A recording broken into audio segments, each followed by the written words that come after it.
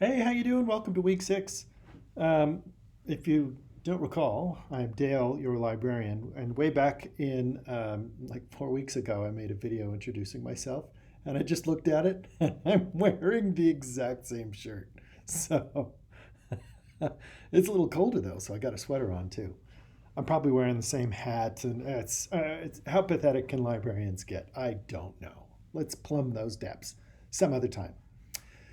So today, I'm going to do two videos. This first one should be rather quick because it's just kind of like a catch up of stuff that you may already know in part or in total.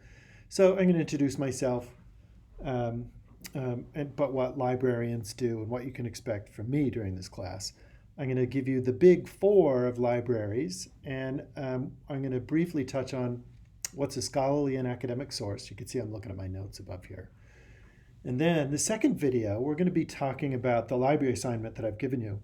And what it will be is it falls on you to do the library assignment in the context of that final presentation, that final um, paper, all of those involvement that you're doing for Dr. Viraganta's class.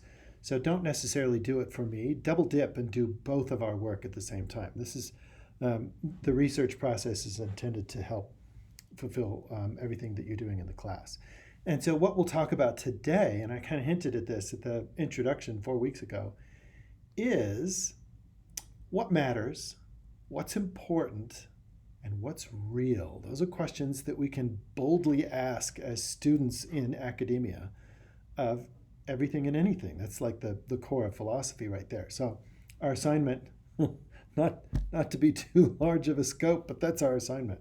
Okay, why does a library exist? And what does a librarian do? In a grossly oversimplified nutshell, we are here to reduce barriers to you following through in myriad academic pursuits. So there's like millions of documents produced daily, I guess, like if you count Twitter and Facebook and things like that. But there's all of these different things being put together in scientific methods where it might be books, might be data sets, it might be experiments, it might be methodologies. And a lot of that comes out in scholarly papers and things like that. And back in the old days, you had to know somebody to get access to that. I'm talking like the real old days, like the 19th century. These days, especially since the internet has taken off, we can have access to just about everything. And so the main idea is you have access to everything and you have somebody that can help you sift through all of those things. It's like receiving 7 puzzles, except they've all been mixed together in one box. And I've got a set of tools, and I'll be sharing a lot of those with you over the rest of these library sessions. Um, how's that for a grossly overdone nutshell? Okay, the next thing, the big four. Every academic library has these four things: the library catalog, which we'll be searching in today. This is a discovery tool. So if you just typed in India waste technology, it's kind of like Google. What's the difference between this and Google, though, is we subscribe to these um, books, articles, DVDs, all these different things, and they're kind of curated. So if you go out to Google and you type in those things, Google is going to, with your permission and your browser's permission, it's going to look at your history. It's going to look at your cookies, like what you clicked on and things like that. And it's going to look at where you're physically located, judging by where you're gathering wireless. It's going to know what browser you're on, what computer you're on, and it's going to kind of package information in a way where it's going to choose for you what it thinks are the most important things. So, for example, if you go to Korea um, and you're interested in finding a place to eat, it's not going to forward Korean restaurants from Salt Lake City, Utah, if it's working. I once looked up Mexican food and it says, oh yeah, try Mexico City. And I'm like, thanks a lot. I don't think I'll get to Mexico City today. How about Utah? So when you search in the library catalog or databases, it doesn't look at any of those things. And so the burden falls upon you, or it's also like a a nice thing. As a researcher, you get to decide what's important and what matters. So every academic library has a catalog. We'll do more of that in the second video. Every academic library has databases. A lot of those publications we used to get them in the mail, and we'd have them piled up on the shelf. And these days, like the Journal of the American Medical Association, shows up in several different databases. So you can go into databases by subject. If it helps, think of this as like a Netflix or a Hulu style model, where you can go into biology databases or classics or business, whatever. You can also go in by the name of the database.